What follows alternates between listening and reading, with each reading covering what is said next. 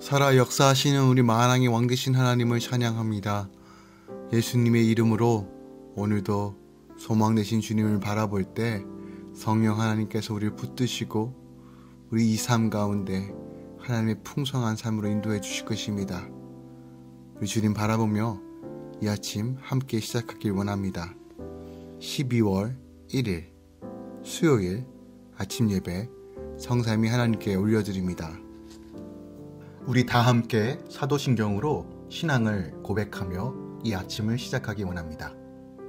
전능하사 천지를 만드신 하나님 아버지를 내가 믿사오며 그 외아들 우리 주 예수 그리스도를 믿사오니 이는 성령으로 잉태하사 동정녀 마리아에게 나시고 본디오 빌라도에게 고난을 받으사 십자가에 못 박혀 죽으시고 장사한 지 사흘 만에 죽은 자 가운데서 다시 살아나시며 하늘에 오르사 전능하신 하나님 우편에 앉아 계시다가 저리로서 산자와 죽은 자를 심판하러 오시리라. 성령을 믿사오며 거룩한 공예와 성도가 서로 교통하는 것과 죄를 사하여 주신 것과 몸이 다시 사는 것과 영원히 사는 것을 믿사옵나이다. 아멘. 오늘 하나님의 말씀은 요한계시록 10장 1절부터 11절까지입니다. 요한계시록 10장 1절부터 11절까지입니다. 내가 또 보니 힘센 다른 천사가 구름을 입고 하늘에서 내려오는데 그 머리 위에 무지개가 있고 그 얼굴은 해 같고 그 발은 불기둥 같으며 그 손에는 펴 놓은 작은 두루마리를 들고 그 오른발은 바다를 밟고 왼발은 땅을 밟고 사자가 부르짖는 것 같이 큰 소리로 외치니 그가 외칠 때 일곱 우레가 그 소리를 내어 말하도다. 일곱 우레가 말을 할 때 내가 기록하려고 하다가 곧 들으니 하늘에서 소리가 나서 말하기를 일곱 우레가 말한 것을 임봉하고 기록하지 말라 하더라. 내가 본 바 바다와 땅을 밟고 서 있는 천사가 하늘을 향하여 오른손을 들고 세세토록 살아계신 이 곳 하늘과 그 가운데 있는 물건이며 땅과 그 가운데 있는 물건이며 바다와 그 가운데 있는 물건을 창조하신 이를 가리켜 맹세하여 이르되 지체하지 아니하리니 일곱째 천사가 소리내는 날 그의 나팔을 불려고 할 때에 하나님이 그의 종 선지자들에게 전하신 복음과 같이 하나님의 그 비밀이 이루어지이다 하더라. 하늘에서 나서 내게 들리며 음성이 또 내게 말하여 이르되 내가 가서 바다와 땅을 밟고 서 있는 천사의 손에 펴 놓인 두루마리를 가지라 하기로 내가 천사에게 나아가 작은 두루마리를 달라 한즉 천사가 이르되 갖다 먹어 버리라. 내 배에는 쓰나 내 입에는 꿀같이 달리라 하거늘 내가 천사의 손에 작은 두루마리를 갖다 먹어 버리니 내 입에는 꿀같이 다나 먹은 후에 내 배에서는 쓰게 되더라.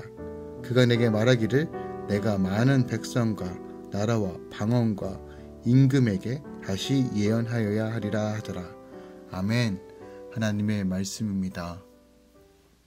오늘 본문 계시록 6장에 기록된 여섯째 인을 떼어낸 후, 즉 계시록 6장 1절부터 17절에 일곱째 인이 떼어지기, 계시록 8장 1절 정 7장에서 구원받는 하나님의 백성들의 찬양과 그들이 받을 영생의 축복이 하나의 삽입 묵시로 그려져 있는 것처럼 8장 7절부터 11장 19절에 기록된 두 번째 재앙 시리즈인 일곱 나팔 재앙 기사에서도 여섯째 나팔의 재앙이 집행되고 그리고 일곱째 나팔 재앙이 시작되기 전인 10장 1절부터 11장 13절에서 다시 두 번째 삽입 기사로 오늘 본문이 기록되어 있습니다.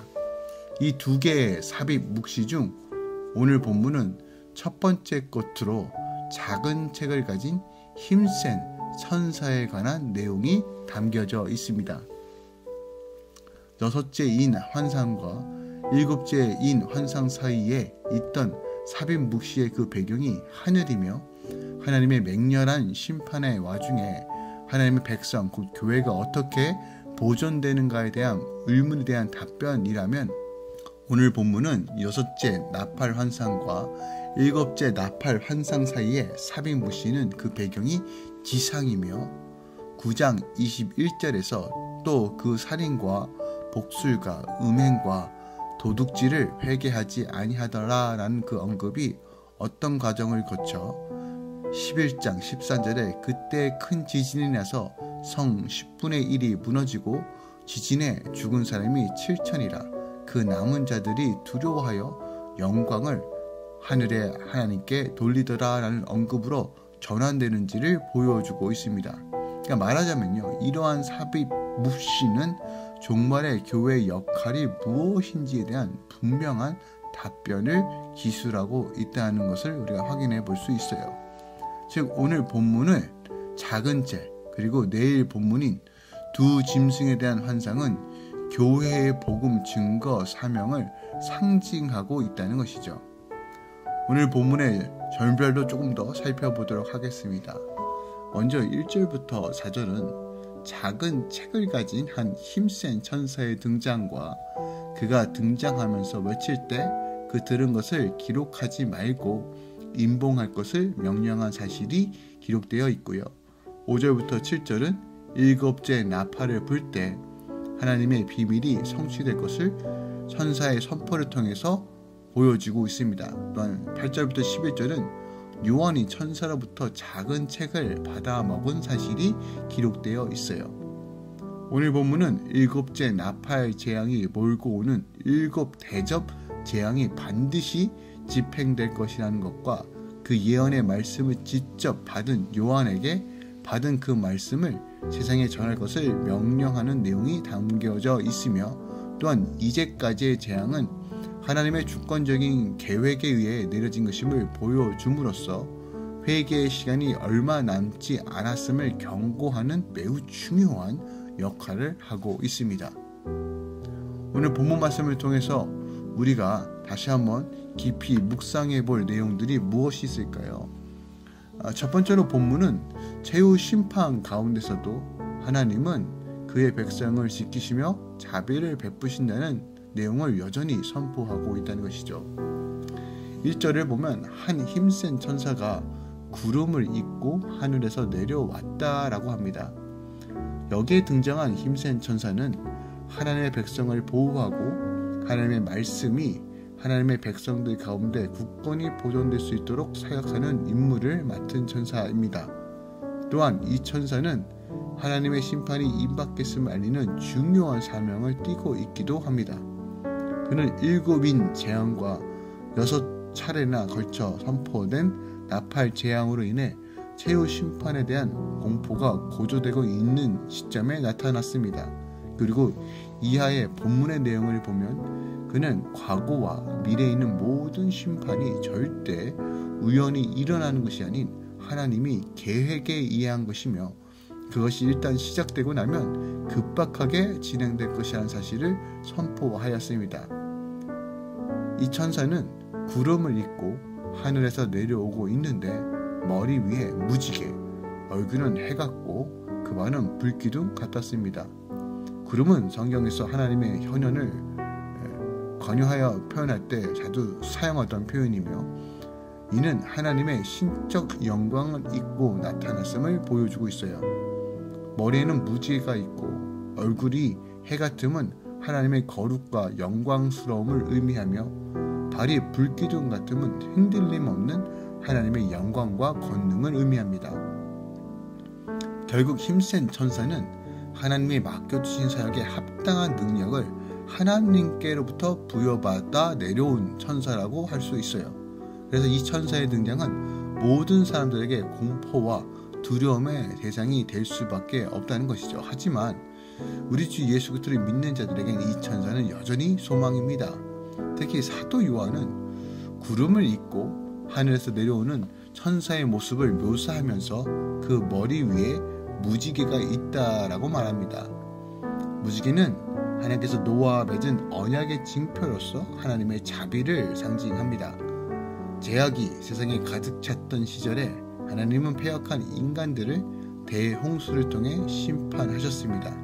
그러나 그 와중에도 하나님께서는 당대 의인인 노아와 그의 가족을 방주를 통해 구원하셨죠. 그리고 홍수가 물러간 후에는 노아와 언약을 맺으시고 다시는 물로 세상을 심판하지 않으시겠다는 영원한 증거로 무지개를 구름 사이에 두셨죠. 즉 무지개는 하나님께서 인간을 사랑하시고 긍휼과 자비로 그들을 보호하실 것을 상징하는 징표입니다. 그러므로 이 무지개가 구름을 잇고 하늘에서 내려온 힘센 천사의 머리 위에 있음은 하나님께서 세상을 향하여 최후 심판을 시행하시고 새하늘과 새 땅이 도래하기까지는 이 땅을 지키신다는 의미를 가지고 있어요. 또한 심판이 이루어지는 그 날에도 하나님의 백성은 안전하게 보호되며 마침내 새하늘과 새 땅에 거하는 영광을 누리게 될 것을 보여주고 있는 것입니다. 이 천사의 모습의 등장을 묵시하는 본절에서는 우리는 최후 심판날이 분명히 두렵고 떨리는 날이 될 것임을 예상할 수 있습니다. 그날은 노아 대홍수 때보다 더 두렵고 떨리는 날이 될 것입니다. 베드로후서 3장 12절의 말씀처럼 그 날에는 하늘이 불에 타서 풀어지고 물질이 뜨거운 불에 녹아질 것입니다. 그 날에는 우주적 대격변이 일어날 것이며 수많은 사람들이 영원한 지옥불에 떨어지게 될 것입니다. 그러나 주의 성도들은 이러한 최후 심판 가운데서도 여전히 소망을 노래할 수 있습니다. 그 이유는 하나님께서 죄악이 가득한 이 세상에 대하여 진노의 심판을 베푸시지만 하나님을 경외하고 예수 그리스도를 믿는 자녀들, 성령 안에서 인치심을 받고 성령의 도우심 가운데 나아가는 모든 자들에게 하나님의 자비가 임하기 때문입니다. 그런데 이 말이 성도들은 아예 최후 심판에서 면제된다는 말이 아닙니다. 노아와 그의 가족들이 비록 홍수 심판에서 구원을 받았지만 홍수 심판의 현장에 있었던 것처럼 우리 또한 이 땅에 하나님의 징계를 받는 그 현장에 있을 것입니다. 오늘날 우리가 돌아가는 세상을 봅시다. 바이러스, 홍수, 점점 기근과 어려움과 자연재해들이 급박하게 이루어지고 있습니다. 분명하게 하나님께서 우리에게 여러 가지 방법으로 말씀하고 있는 것입니다. 이럴 때 우리 죄를 깨닫고 철저하게 다시 한번 주님께로 돌이켜야 됩니다. 삶의 영역에서 하나님의 뜻을 따라 살아가야 한다는 것이죠. 물론 여러 학자들의 견해에 따라서 모든 사람들이 최후 심판이 있기 전에 성도들은 휴거함으로써 최후의 대재앙에서 면제될 것이라고 주장하지만 그 전에 먼저 우리가 생각해야 할 것은 모든 사람들은 반드시 하나님의 보호자 앞에서 서게 될 것이며 심판의 현장에 있을 것이라는 것입니다. 이것은 히브리서 9장 27절의 말씀입니다. 하지만 그 현장은 우리가 영원한 멸망의 선고를 받는 자리가 아니라 영원한 구원의 방주인 하나님의 나라로 들어가는 선언에 듣는 자리가 될 것이라는 것이죠. 그리고 그 순간 우리는 한없이 자비로우신 우리 아버지 되신 하나님, 자격 없음에도 주를 믿는 믿음으로 우리를 구원하여 주신 그 놀라운 은혜를 찬양할 것이며 영원한 안식으로 들어가게 될 것이라는 것이죠. 그러므로 오늘 본문을 통해서 우리가 늘 마지막 때를 준비하며 깨어 기도하며 믿음을 지키며 말씀대로 살아가며 이 땅 가운데 하나님 나라를 세워가며 몸된 교회가 주의 뜻 가운데 사명을 감당하는 것이 귀하다는 사실을 다시 한번 깨닫기 원합니다. 우리 하나님 아버지 바라보며 여전히 소망을 노래할 수 있고 말씀을 대언할 수 있고 성령의 능력으로 믿음으로 걸어갈 수 있음을 기억하며 다시 한번 오늘도 주님 십자가 바라보며 함께 걸어가기 예수 그리스도 이름으로 축원드립니다. 기도하겠습니다.